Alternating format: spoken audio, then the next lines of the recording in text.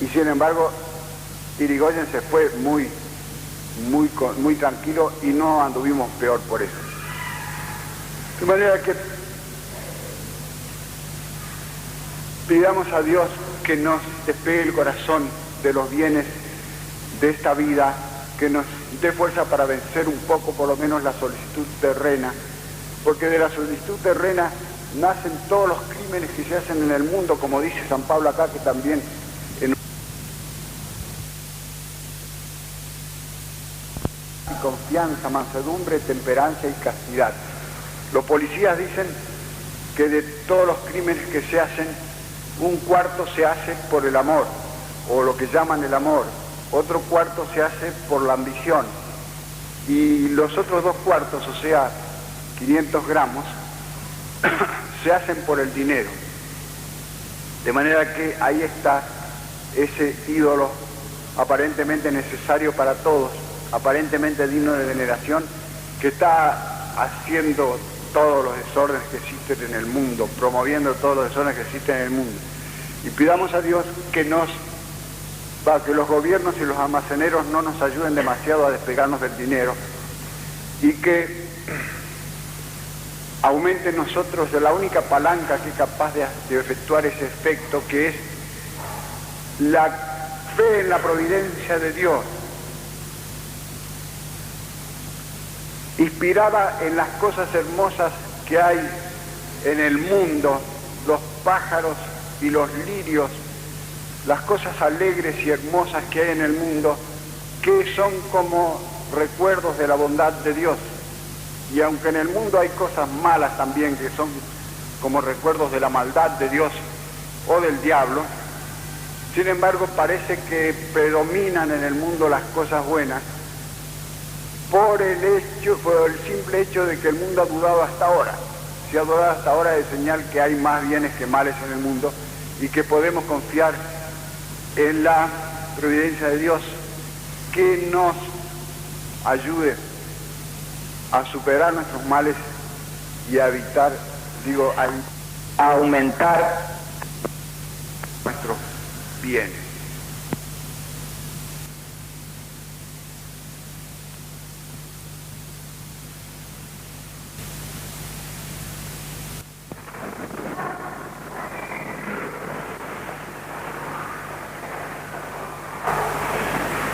Amados hermanos, el domingo pasado vimos una afirmación de Cristo acerca de su divinidad un poco retorcida, basada en que David había llamado al Mesías mi dueño o mi Señor.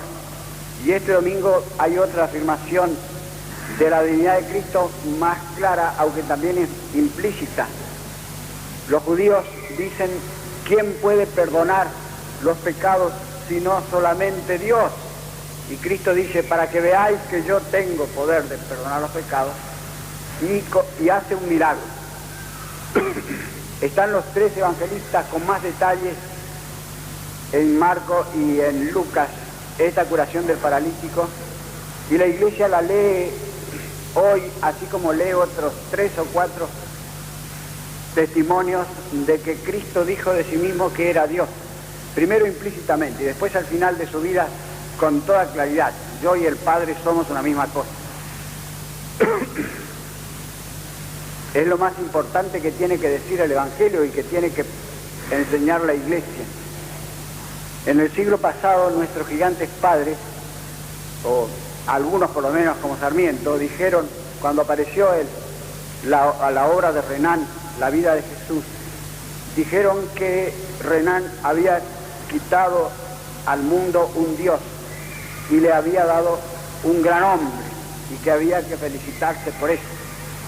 Pero es claramente equivocado, porque si no fue Dios, habiendo él dicho tantas veces que era Dios, tampoco fue un gran hombre.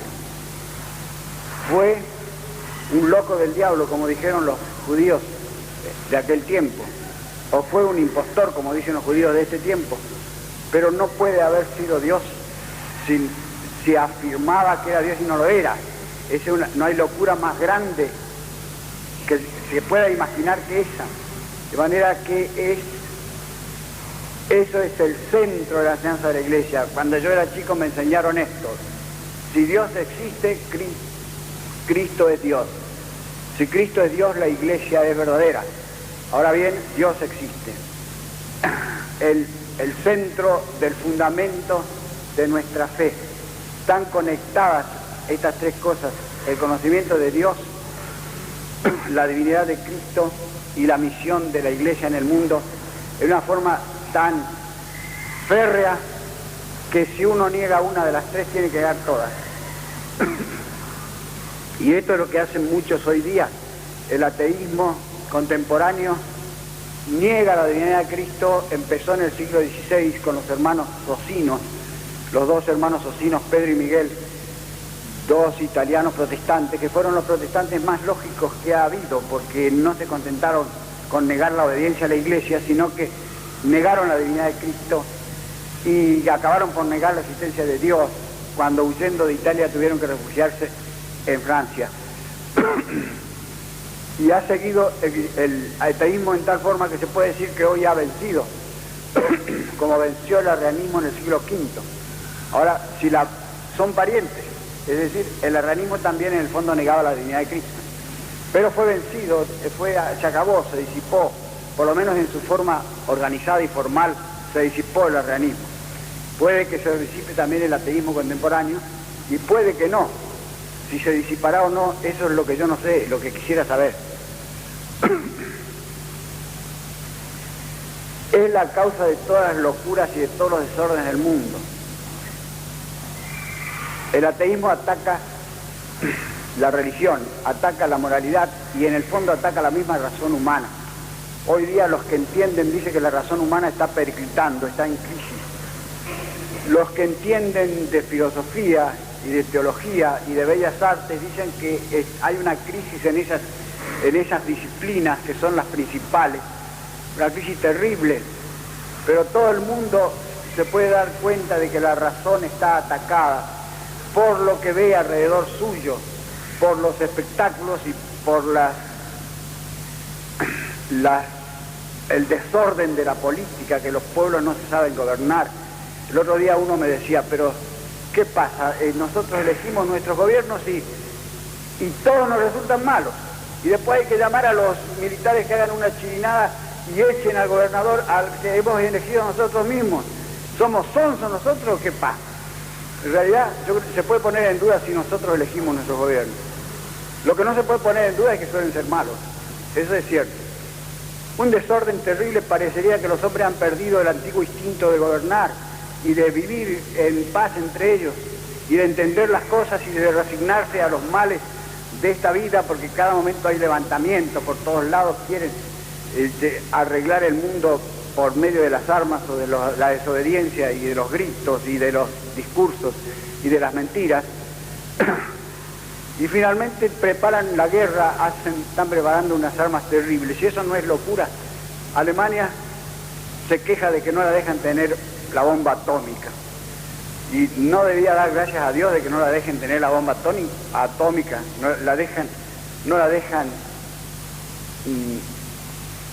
le dejan un instrumento terrible de hacer un enorme crimen. No se lo quitan. Casi debía dar gracias a Dios y estar contenta, pero se queja, quiere tener armas atómicas y en cierto modo, como los vecinos la tienen, impulsados por el miedo, no se puede negar que tienen alguna razón. Así que la razón está atacada hoy día y la paz también. El Papa se va a las Naciones Unidas a hablar sobre la paz y termina con una solemne confesión de la divinidad de Cristo y de la existencia de Dios contra el ateísmo, contra el cual habló apenas subió al trono pontificio. Y eso es lo que vale de su discurso. Todo su discurso va a eso. Todo está bien lo que acaba bien. Y acabó bien su discurso, de manera que a los que me dicen que el discurso fue demasiado salamero o que el discurso fue demasiado progresista, yo les digo, bueno, no se fijen nada más que en el final, porque todo el discurso va va hacia el final. El Papa es un diplomático y además, por añadidura, italiano. De manera, él sabe lo que hace y no quiere chocar. Hablaba en un ambiente pagano. La mayoría de los que estaban allí, si no todos, no creen en Cristo, a no ser Zavala Ortiz quizá. ¿Cómo serán los demás? De manera que hablaba como San Pablo habló en el Areópago a los paganos atenienses, y él citó también ese pasaje como para hacer ver lo que él quería hacer allí. Citó ese pasaje diciendo que San Pablo en el Areópago, dirigiéndose a los atenienses, le dijo: atenienses, veo que vosotros sois los hombres más religiosos del mundo, supersticiosos, dijo San Pablo, y tenéis tantos dioses, pero andando entre vosotros he visto un altar donde decía al Dios desconocido. A ese Dios yo vengo a predicar. Y predicando convirtió a San Dionisio el ateniense y a otros muchos allí en el Areópago. De manera que el Papa ha hecho exactamente un discurso paralelo al de San Pablo en el Areópago. Y el diario Times de Londres, el diario más acreditado del mundo, si no el más grande, ve claro, porque escribe después de la sesión esa en la ONU, el Times escribe: el Papa ha puesto a la ONU entre la espada y la pared. Es decir, la ha puesto delante de este raciocinio. Ustedes están buscando la paz, se reúnen para buscar la paz.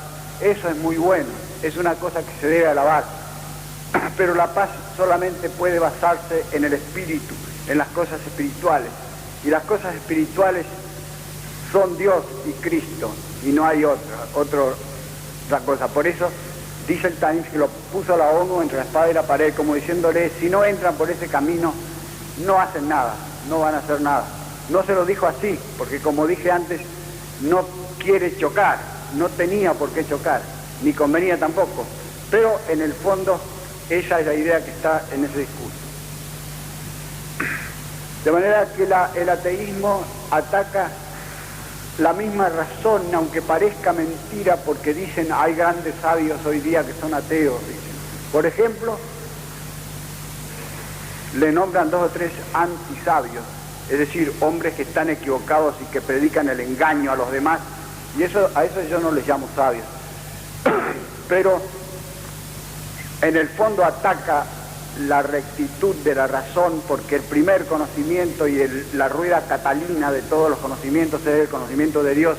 Como dice la Escritura, el temor de Dios es el principio de la sabiduría, y la sabiduría es el saber mejor, el único, el más importante para los hombres. La sabiduría es el saber vivir y el saber salvarse. Y ese es el conocimiento que vale. Y si los demás no confluyen allí, puedes saber mucha medicina y puedes saber muchas matemáticas y puedes saber mucha economía política, como Freud, como Russell o como Carlos Marx, que son los que le citan a uno los ateos sabios. En el fondo no sabes nada. En el fondo eres un desdichado y sabes más que tú, el zapatero de la esquina. Y el macaneo argentino debe venir de eso también, de la falta de religión, del enfriamiento de la religión aquí en la Argentina. Es una especialidad argentina, como ustedes saben, el macaneo. Yo creo que somos la capital del macaneo en el mundo. Difícil que nos gane ninguno en ese campeonato del macaneo. Por algo se inventó esa palabra aquí. Dicen que en Suecia es peor que acá. No me consuela mucho que sea peor que acá. No sé si es peor que acá o no. No hay que esforzarse mucho en buscar ejemplos. Está lleno el macaneo. Yo me moriría si no tuviese la capacidad de tomarlo con humor, porque me moriría de aflicción, porque las cosas feas afligen y el macaneo es una cosa fea. Es una mezcla de audacia y de ligereza de cabeza, junto con una cualidad buena, que es la viveza criolla. Las tres cosas forman el macaneo. Hace unos días un amigo me mandó un libro que se llama Psicología de la viveza criolla, de un tal Malup o Mafup, que es un macaneo corrido el libro, porque es la psicología de la viveza arrabalera, no de la viveza criolla, sino ni siquiera de la viveza porteña, sino de la viveza arrabalera, de la viveza rea, es la psicología esa. Y Borges ha dado 4 conferencias sobre el tango, y en la primera dijo que el tango, que es también una especialidad argentina, porque todo lo que hemos inventado en este mundo nosotros son el macaneo, el tango y la gomina. Dijo que el tango había nacido en las casas malas, que era verdad eso que se ha dicho siempre, y que después los niños bien lo sacaron de allí y lo llevaron a París, y después desde París vino y se propagó por todas partes, y que hay que felicitarse de eso, que eso está muy bien, dijo al final. Eso también es macaneo. No es una gloria nuestra el tango, aunque hay algunos buenos, ¿qué me importa? Hay algunos pocos tangos buenos, que son los que se tocaban cuando yo era muchacho. Supongo que ahora porque soy viejo digo eso. Y después una revista donde dan cuenta de una asamblea o convención hecha aquí en la Argentina, presidida por el premio Nobel Bernardo Usay, acerca de la contracepción o la natalidad controlada o la paternidad razonable, como decían allí, donde dijeron que esas píldoras norteamericanas, entre otras muchas macanas, ¿no?, que esas píldoras norteamericanas no hacen tanto daño como otros medios, como otras cosas. Y al fin terminaron por decir que el Papa estaba conforme con eso y que el Papa había dicho que sí, que era lícito. El Papa no ha dicho nada. Y lo que es más de notar, el Papa no va a decir nada. Se va a callar la boca, no va a decir esta boca es mía. Y va a dejar a la Iglesia en la posición en que ha tenido siempre. ¿Por qué? Y porque es fácil de prever.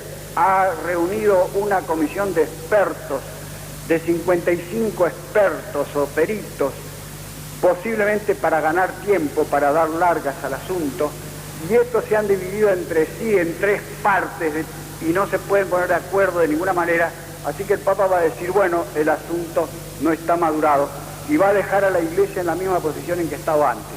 Eso es lo que va a pasar, a pesar del Congreso presidido por Bernardo Usay. ¿Y cuál es la posición en que ha estado siempre la Iglesia? La posición que ha estado siempre la Iglesia es esta: todas las cosas que son contra natura son ilícitas, porque no somos dueños de nuestra natura, somos dueños de nuestra voluntad. Dios es el dueño de nuestra natura, así que el suicidio, que es contra la natura humana, es un crimen, y la homosexualidad, que es contra natura, es un crimen, aunque no haga daño a nadie aparentemente. Y la eutanasia, o sea la muerte piadosa, o sea el asesinato por caridad, es un crimen también. En el mes de abril pasado la revista Time de Nueva York trajo la narración de un suceso que puso a todos los yanquis en discusión, por lo menos a los pastores protestantes, que fue una mujer de 50 años llamada Dorothea Butch. Se fue a ver a una amiga suya que estaba en un sanatorio llamada María Happer, le pegó 2 tiros en la cabeza y salió huyendo en un automóvil, y cuando la alcanzó la policía se pegó otro tiro ella, dejando un papelito que decía: he matado a mi mejor y a mi única amiga para que no sufriera. Pues bien, eso no se puede hacer, y los medios contraceptivos son contra natura, y dicen, bueno, serán contra natura, pero la ciencia moderna va a inventar algún medio que no sea contra natura. Y bueno, dice la Iglesia, invéntenlo y después veremos. Hasta ahora no se ha inventado. De modo que, para volver a nuestro Evangelio, es menester que Cristo diga al mundo de hoy: levántate y anda. El mundo de hoy no está paralítico, más bien parece que tiene mal de San Vito, baile de San Vito que le llaman, pero el baile de San Vito paraliza el cerebro. Pero primero tiene que decirle a Cristo, perdonados te son tus pecados, si no, no hay caso. Y para eso primero tiene que arrepentirse de sus pecados. El siglo pasado un gran poeta español dijo que rogó a Cristo que dijese al mundo levántate y anda. Y hemos de esperar y de rogar que sea así y hacer de nuestra parte lo que podamos, arrepentirnos de nuestros pecados. Pero a lo mejor para poder decirle levántate y anda es preciso que el mundo muera primero como Lázaro. No lo sé. Membiel dice que sí, que primero tiene que morir. No sé, no me fío del todo, no lo sé. Esperemos que no, pero de alguna manera u otra es menester que Cristo diga al mundo levántate y alma y anda, y de alguna manera u otra lo va a decir.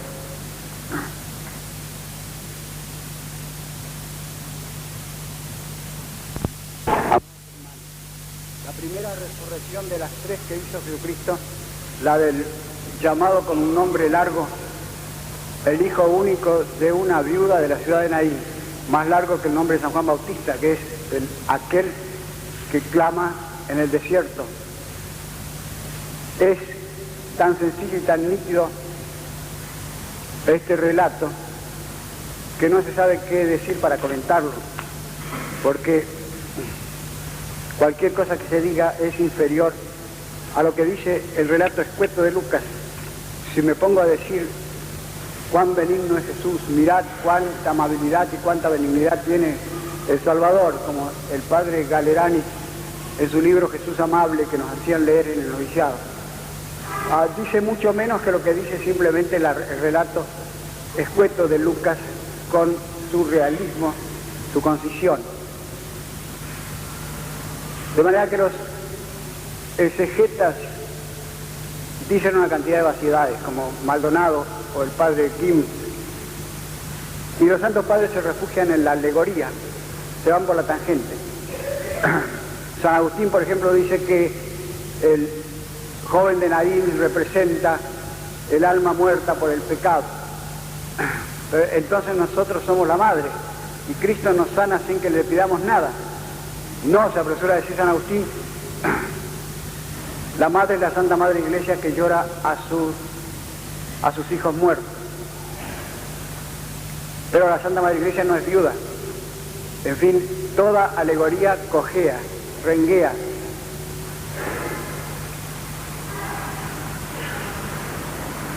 Esto de la muerte del alma, de la muerte segunda, del pecado mortal o mortífero, son metáforas, maneras de decir. Desde luego son metáforas, pero responden a una realidad muy importante, que es la gracia.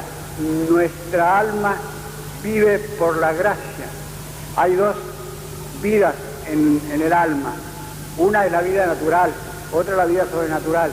La vida natural la tiene de por sí misma y la comunica al cuerpo, porque es la forma del cuerpo, como decían los antiguos, que no significa la figura, sino el principio intrínseco determinante de que el cuerpo viva y además de que el cuerpo sea, porque incluso lo hace ser, lo hace vivir y ser. Y la perdemos necesariamente y misteriosamente, porque los filósofos y los biólogos no han sabido hasta hoy explicar por qué morimos. No encuentran en el alma ni en el cuerpo ninguna cosa que haga necesaria este fenómeno de la muerte. San Pablo dice tranquilamente, por el pecado entró la muerte en el mundo. El pecado se le escapa a los biólogos. La otra vida es la gracia, la cual es un accidente o cualidad sobrenatural, infundida o insertada en nuestra alma, que nos hace hijos de Dios, herederos del cielo y divine consortes nature, dice San Pedro, copartícipes o consortes de la naturaleza divina, nada menos. Esta gracia en nosotros previene todas las obras buenas nuestras. Ninguna obra buena nuestra se adelanta a la ayuda de Dios. Previene nuestro primer acto de fe, nos da la fe y la oración, y con ellas nos da otras innumerables gracias. Muchas gracias, como decimos nosotros, para agradecer una cosa que es mucho mejor que decir merci o thanks o dankeschön. Lo mismo que nuestro adiós es mejor que decir bye bye o auf Wiedersehen. Son frases cristianas, de las antiguas costumbres cristianas españolas. De manera que la gracia de Dios nos envuelve y nos acompaña toda la vida. Y sin embargo no la vemos, no podemos verla, no la vemos ni fósforo, como dijo el cura Cárdenas. Ayer nomás lo sabía como agüita y ahora no me acuerdo ni fósforo, dijo una vez que se cortó en el sermón y se tuvo que bajar del púlpito. Ni fósforo vemos la gracia de Dios y no nos acordamos de ella, y sin embargo vemos una cosa que indirectamente nos lleva a creer en el dogma, pero el dogma debe ser creído, no puede ser demostrado, y es la innumerable cantidad de personas, miles y miles y millones, que han llevado una vida cristiana la cual parece imposible de llevar. Y no solamente han llevado una vida cristiana, sino que muchos de ellos, los santos, han hecho cosas que parecen que están enteramente fuera de las facultades humanas. Gentes de toda condición social, de toda edad, de los dos sexos, han llegado a esa cumbre que es la santidad, que nos demuestra en cierta manera la ayuda de Dios, parece que la pone de manifiesto. De manera que parece que todos ellos procedieran llevados por un mismo y solo espíritu, como dijo el emperador Marco Aurelio de los cristianos a los cuales persiguió. Parecería que un mismo espíritu los lleva a todos, y eso es la verdad. El Espíritu Santo, como dice la epístola de San Pablo que hemos oído. Es por lo tanto un dogma revelado. Cristo lo reveló 3 veces. No usó esa palabra gracia, aunque el ángel Gabriel sí la usó cuando dijo que jarotimene, llena de gracia o graciadísima, a la Santísima Virgen. Cristo una vez la llamó resurrección o nacimiento nuevo, porque le dijo a Nicodemus que para entrar en el reino de Dios tenía que nacer de nuevo, y nacer de nuevo un viejo es resucitar. Otra vez a la samaritana le dijo que habría una fuente de agua viva dentro de nosotros que saltaría hasta la vida eterna. Y por último, en la parábola de la viña y los pámpanos, les dijo a los apóstoles que era necesario que se injertasen en Dios, o que Dios se injertase en ellos, para que pudiesen hacer cualquier cosa en orden a la salvación. Sine me nil potestis facer. Si no estáis injertados en mí, como el pámpano está en la viña, no podéis hacer nada. No dijo no podéis hacer mucho, dijo no podéis hacer nada, porque la gracia sobrenatural es el principio de todas nuestras buenas acciones, que sin eso no son meritorias del cielo, no nos conducen a nuestro último fin.